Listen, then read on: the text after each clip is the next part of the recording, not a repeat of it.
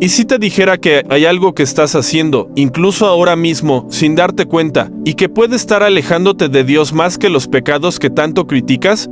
Este no es un error cualquiera. Es silencioso, sutil y lo más peligroso. Se disfraza de espiritualidad. Muchos cristianos lo practican pensando que están agradando a Dios cuando en realidad están caminando directo hacia el orgullo disfrazado. Y lo más fuerte es que no importa cuántas veces leas la Biblia, ni cuántas horas pases en oración, si esto está en tu vida, puede contaminar todo lo que haces, sí. Así de serio es, porque esto no destruye de golpe, destruye lentamente, mientras tú piensas que todo está bien. Por eso, muchas de las personas más santas que conoces también lo están cometiendo. ¿Y sabes qué es lo más triste? Que la mayoría nunca lo va a notar a menos que alguien se los diga. Hoy vamos a abrir tus ojos para que puedas detectar y romper con eso antes de que sea demasiado tarde. Pero antes de entrar en este contenido tan necesario, deja tu like, suscríbete al canal y activa la campanita de notificaciones para que no te pierdas ninguno de los mensajes que Dios tiene para tu vida. ¿Alguna vez te has sentido mejor espiritualmente que alguien más? Muchos jamás lo admitirían, pero es ahí donde comienza uno de los pecados más peligrosos y engañosos que existen. Jesús nos advirtió sobre esto con una historia que, aunque parece simple, revela el corazón de muchas personas que asisten a la iglesia cada semana. En Lucas 18 versículos 9 al 14, él cuenta la parábola de dos hombres que fueron al templo a orar, uno fariseo, el otro publicano. Ambos oraron, pero solo uno fue justificado. ¿Te has preguntado por qué? El fariseo se colocó en pie, lleno de confianza en sí mismo, comenzó a enumerar sus buenas obras, ayunos, diezmos, y cómo no era como los demás hombres, en especial como ese publicano que oraba cerca. Su oración no fue dirigida a Dios con humildad, sino con arrogancia. Se exaltaba a sí mismo como si estuviera haciendo un currículum espiritual para impresionarlo. Jesús dice claramente que este hombre no fue justificado delante de Dios. Lucas 18 versículo 14. ¿Por qué? Porque se enalteció, mientras tanto el publicano se mantenía lejos. No se atrevía ni a alzar los ojos al cielo. Solo decía con dolor: Dios, ten misericordia de mí, pecador. Su actitud era la opuesta, reconocía su condición, sabía que no merecía nada y por eso clamaba por misericordia. Aquí vemos una clave espiritual muy poderosa. Dios no responde a los orgullosos que confían en sus méritos, sino a los humildes que reconocen su necesidad. Santiago 4 versículo 6 dice: Dios resiste a los soberbios y da gracia a los humildes. Este pasaje no es solo una historia más, es un espejo. Muchos creyentes se comportan hoy como el fariseo, sin darse cuenta. Miran con desprecio al que recae en un pecado visible, mientras ellos mismos se esconden detrás de una apariencia de santidad. Asisten a la iglesia, oran, leen la Biblia, pero en su interior piensan que son mejores que otros. Este es el pecado que se esconde detrás de la religiosidad, el orgullo espiritual, y lo más grave es que este pecado no solo es invisible para quien lo comete, sino que se disfraza de espiritualidad. El fariseo no dijo mentiras en su oración. De hecho, probablemente sí ayunaba y diezmaba como decía, pero su motivación era compararse, elevarse por encima del otro. Es como si dijera: mírame, Dios, soy más santo que ese pecador allá atrás. Este tipo de corazón es más destructivo que muchos pecados externos, porque endurece el alma y la aleja de la gracia. La religión sin humildad solo produce juicio y frialdad. La vida cristiana no se trata de parecer bueno, sino de reconocer que no lo somos sin Cristo. Cuando una persona comienza a pensar que su vida es más digna que la de otros por lo que hace, está cayendo en la trampa del fariseo. Y Jesús fue claro: ese hombre no salió justificado. Esto debería hacernos reflexionar profundamente sobre cómo estamos orando, actuando y pensando sobre los demás. Ahora de tanto un momento, ¿te pareces más al fariseo o al publicano cuando oras? ¿Cómo reaccionas cuando alguien cae o comete un error grave? ¿Con juicio o con compasión? Jesús no dejó esta parábola registrada en vano. Él la dijo a los que confiaban en sí mismos como justos y menospreciaban a los otros. Esa descripción puede aplicarse a más personas de las que imaginamos, incluso a creyentes sinceros. Así que antes de pasar al siguiente tema, quiero que pienses y comentes con sinceridad: ¿tu oración refleja dependencia de Dios o exaltación propia? Este es un buen momento para que examines tu actitud y compartas en los comentarios lo que el Espíritu Santo te está mostrando. ¿Te has dado cuenta de cómo el orgullo puede colarse en tu vida sin que lo notes? A veces no se manifiesta con palabras altivas o actitudes groseras. A veces aparece en la forma más sutil. Cuando creemos que somos espiritualmente superiores, cuando comparamos nuestras buenas obras con los errores de otros. Este es un pecado tan sigiloso como venenoso. Y lo más alarmante es que muchos lo cometen mientras creen estar agradando a Dios. La autoexaltación es como una sombra, siempre te sigue, pero rara vez la ves. Se presenta cuando alguien dice yo, no soy como esos que no oran, o yo sí soy firme, no como los que fallan una y otra vez. En apariencia, parece celo espiritual, pero en realidad es orgullo disfrazado. Proverbios 16 versículo 18 nos advierte, antes del quebrantamiento es la soberbia, y antes de la caída, la altivez de espíritu. Muchos tropiezos espirituales comienzan con un corazón lleno de orgullo. El problema del orgullo es que te aleja del arrepentimiento. ¿Por qué? Porque el que se cree justo no busca corrección, cree que está bien, cree que no necesita cambiar. Eso fue lo que le pasó al fariseo en la parábola. No había quebranto, no había clemer, solo autocomplacencia. Jesús dijo en Mateo 23 versículo 12, el que se enaltece será humillado y el que se humilla será enaltecido. Dios invierte el sistema del mundo, no premia a los que se exaltan, sino a los que se rinden. Piénsalo así, el orgullo espiritual es como un muro que impide que Dios sobre en tu vida.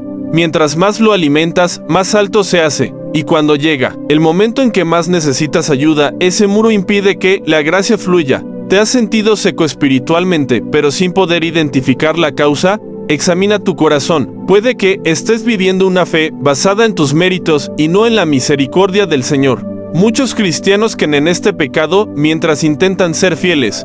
¿Cómo así?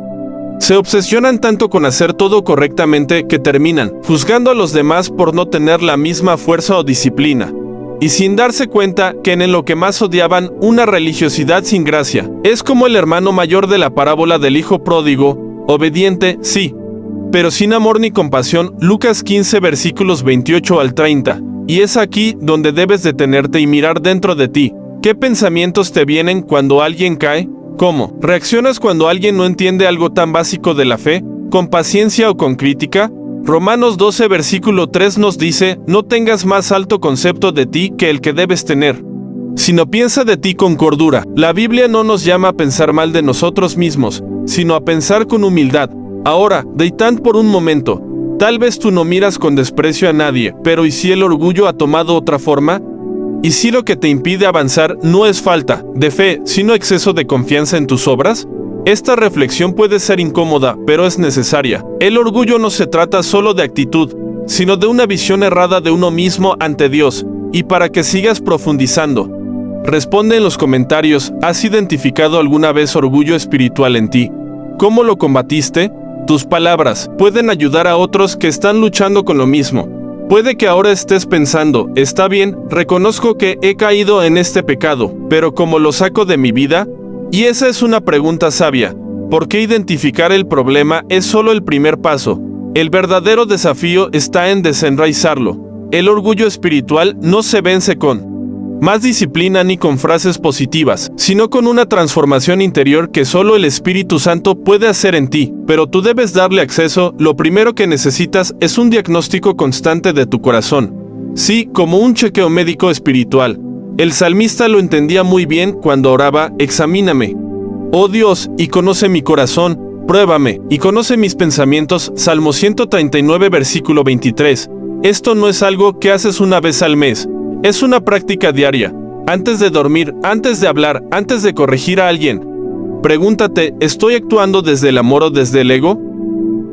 Otro paso vital es confesar tu orgullo. No lo niegues, no lo minimices, llévalo a la luz. 1 Juan 1 versículo 9 promete, si confesamos nuestros pecados, Él es fiel y justo para perdonar nuestros pecados y limpiarnos de toda maldad. El problema es que este pecado rara vez se confiesa porque rara vez se percibe. Por eso, cuando lo haces, estás abriendo una puerta poderosa para que la gracia actúe. Además, es importante aprender a celebrar la gracia de Dios en los demás. ¿Cómo?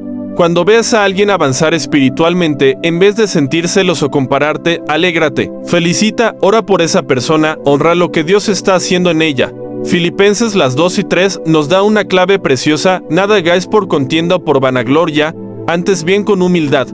estimando cada uno a los demás como superiores a él mismo. Una forma práctica de aplicar esto es rodearte de personas que te corrijan con amor. El orgullo espiritual se fortalece en la soledad, pero se debilita en la comunidad. Busca a alguien maduro que te haga preguntas incómodas, que te diga la verdad aunque no te guste. Proverbios 27 versículo 6 lo dice claro: fieles son las heridas del que ama. La corrección no es rechazo, es protección. Y si quieres dar un paso más, empieza a servir en áreas donde no recibas reconocimiento. El orgullo ama los aplausos, pero la humildad crece en el anonimato. Lavaplatos, visita a alguien en silencio, ayuda a un hermano sin que nadie sepa. Jesús lavó pies en secreto y dijo que quien quiera ser grande, que sea el servidor de todos. Marcos 10 versículos 43 y 44. Esa es la medicina contra la autoexaltación. Por último, pasa más tiempo a solas con Dios que en público con los hombres. El fariseo oraba para ser visto, el publicano oraba desde su rincón. Mateo 6 versículo 6 nos recuerda que el Padre ve en lo secreto y recompensa en público, allí en tu habitación. Sin público ni aplausos es donde se muere el orgullo y nace la verdadera comunión. No te preocupes si esto te toma tiempo. La transformación es un proceso, no un evento. Pero ahora que sabes cómo comenzar, el siguiente paso es ponerlo en práctica. Y en el próximo tema, veremos cómo examinar con más profundidad tu corazón para detectar esas raíces que aún pueden estar escondidas. ¿Sabías que es posible vivir toda una vida cristiana y aún así tener un corazón endurecido? No por rebeldía, sino por descuido. Es fácil aparentar santidad cuando no nos detenemos a mirar lo que hay dentro de nosotros. Por eso, Dios no nos llama solamente a hacer buenas obras, sino a examinar lo que hay detrás de ellas. Jeremías 17 versículo 9 lo deja claro: engañoso es el corazón más que todas las cosas, y perverso. ¿Quién lo conocerá?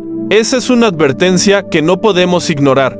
Muchas veces el creyente cae en una rutina espiritual, ora, lee la Biblia, va a la iglesia, pero no examina sus motivaciones. ¿Lo haces por amor o por deber? ¿Por pasión o por costumbre? La autoexaltación puede esconderse incluso en las mejores actividades cristianas. Por eso, Pablo exhortaba a los corintios: examinaos a vosotros mismos si estáis en la fe, probaos a vosotros mismos, 2 Corintios 13 versículo 5, porque no basta con parecer cristiano, es necesario serlo de verdad. Un corazón no examinado se convierte en tierra fértil para la soberbia.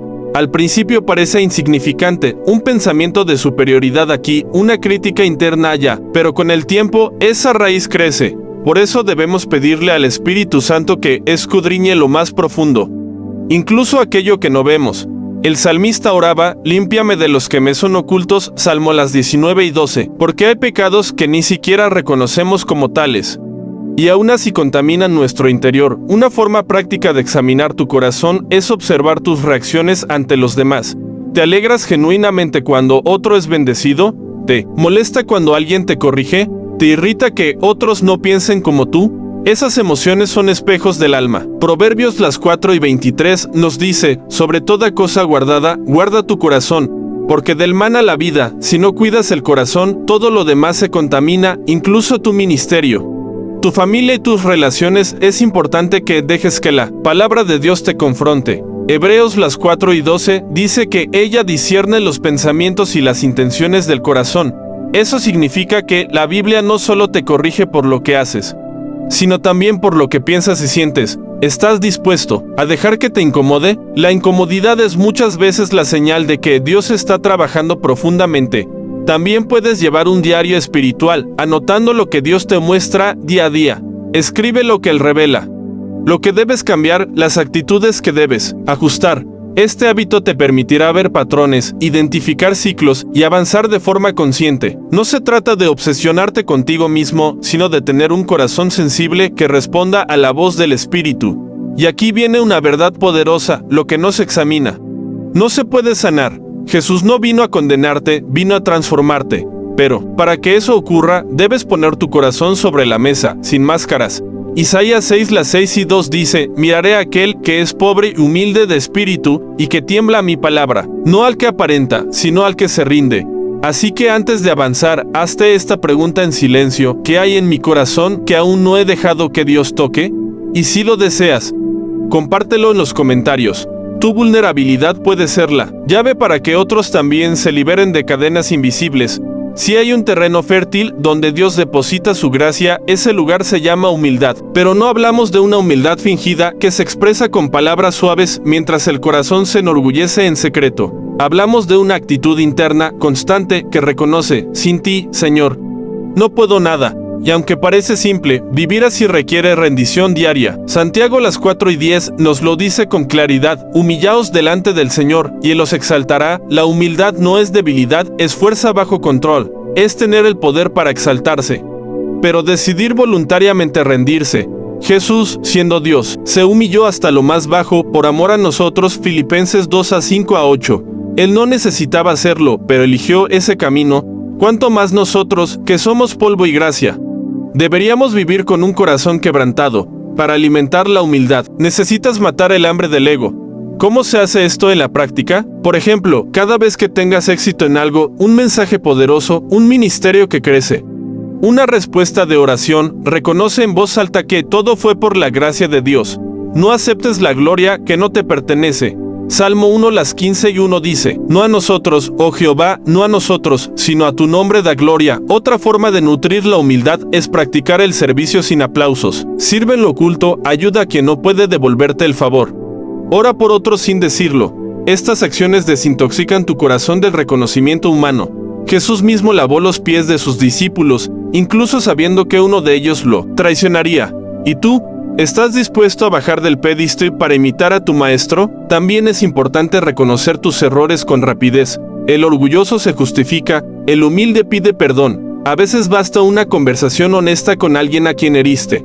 O un mensaje sincero: lo siento, estaba equivocado. Proverbios 28:13 dice: el que encubre sus pecados no prosperará, mas el que los confiesa y se aparta alcanzará misericordia. La humildad abre puertas que el orgullo mantiene cerradas. Rodearte de personas humildes también te influenciará. Observa cómo viven, cómo hablan, cómo se comportan. La humildad se contagia cuando estás cerca de quien no compite, no presume, no juzga. Y si quieres un mentor en este camino, abre los evangelios y camina con Jesús. Él es el ejemplo perfecto de alguien que, teniendo todo, eligió hacerse nada por amor a ti. De ahora, no esperes sentirte humilde para actuar con humildad. Es una decisión que se toma antes de que las emociones acompañen. Cada día es una oportunidad para humillarte ante Dios, reconocer tu necesidad y depender completamente de Él. Isaías 57:15 lo afirma con poder: yo habito con el quebrantado y humilde de espíritu.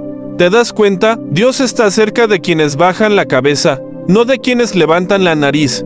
Y si hasta aquí sientes que necesitas un nuevo comienzo, el siguiente paso será fundamento. Porque no basta con saber lo que está malo con cultivar humildad. También es necesario proteger el corazón, y eso es exactamente lo que veremos en lo que viene a continuación. Tal vez hoy te diste cuenta de algo que jamás habías visto en ti. Tal vez descubriste que, sin querer, habías estado caminando con un corazón que Dios quiere transformar. Y eso no es motivo de condenación, es una oportunidad de renovación. Porque cuando Dios revela, es porque quiere restaurar. Ahora que sabes lo que antes no veías, tienes en tus manos la decisión de vivir diferente. El primer paso es ser honesto contigo mismo. El segundo es rendirte delante de aquel que puede limpiarte completamente. No te vayas de este video sin hacer algo con lo que aprendiste. No ignores la voz del Espíritu Santo. Pregúntate: ¿qué áreas de mi vida necesitan ser quebrantadas y humilladas ante Dios? ¿Estoy viviendo desde la humildad o desde una religiosidad invisible? Déjalo en los comentarios.